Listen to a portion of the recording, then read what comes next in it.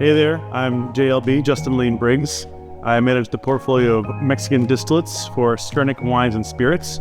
And today we've got the newest release from Santanera Tequila. This is super exciting. Every year they do one annual release that is fully certified organic. The company began as a kind of an agricultural project. They were growing the best possible fully certified like Blue Weber agave in the valley of Jalisco, really trying to focus on the raw ingredient. They don't currently distill it themselves. They're building their own distillery right now. They broke ground on it last year and it's almost done now. Right now they do kind of a nomad brewers approach. They take their finished, mature, fully organic agave to other distillers and distill it themselves. They bring in their own equipment, their own fermenters, their own stills, the whole 9 yards. They do all the labor themselves. They just use that space.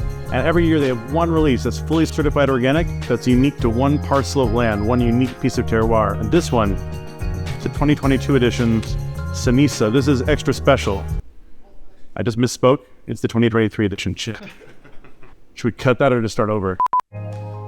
This one, the 2023 edition, just dropped. This one is called Ceniza. Every year they'll have a fanciful name for the parcel, the terroir that they're expressing, but this one, Ceniza means ash. This one is referring specifically to the tragic start of this release, but this kind of glorious finish to it, right? There's a celebration happening here. All around their parcels these days, there's a lot of issues like poaching and also dangers like wildfires. So they have security cameras watching all of their parcels of land. And last January, their security cam picked up fire in the field. And it turns out that someone had dropped a bottle of soda and the glass refracted the sun's rays, caught wildfire in the foliage of the field, and the whole field went up in flames. So they've managed to do this rapid fire HEMA to harvest all their agave. It was a race against time. They managed to pull it off just in the nick of time and salvage a majority of the field. But all of it took this kind of burnt, ashy quality. So very, very unique production. That they decided that this one will be one of their organic releases and focus on this specific parcel, this specific experience, this capturing of a moment in time. Every year's annual release of Santanera organic batches comes in this beautiful, super dope packaging. There's always a bit of a manifesto statement here, as well as this kind of all recycled packaging on the outside. I love it's got kind of like a for me at least, it feels like it reminds me of like the way we used to package like vinyl 7 inches in the hardcore scene back in the day. You know, it's got this kind of crust punk appeal to me, but on the inside there's something really luxurious, a bit of a contrast in a really cool way. So I'm gonna go ahead and open it up. Well, you get to enjoy this experience once, right? All right, so the 2023 Santanera Organic Ceniza batch. Full manifesto on the reverse.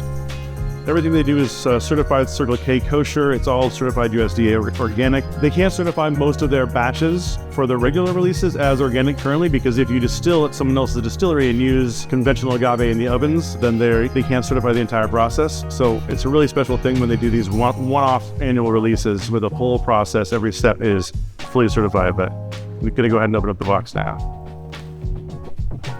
Comes with additional statements about the parcel and the experience of producing it.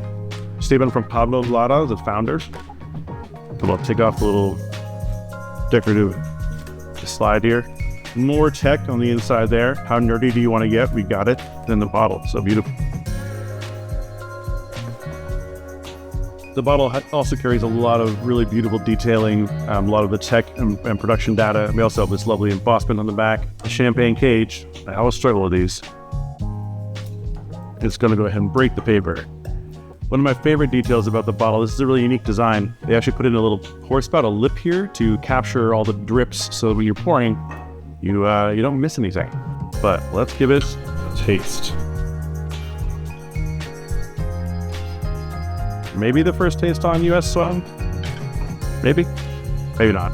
42.5% harvested from the remains of the parcel. Only 1,166 bottles made. Salute. Delicate herbs, and also something kind of rooty, something kind of like carrots after the first frost snap, when it kind of like sweetens up, or maybe even more like parsnips, but like kind of a sweet root veg, or maybe like sun-dried tomatoes. Kind of citrusy. I'm gonna dive in.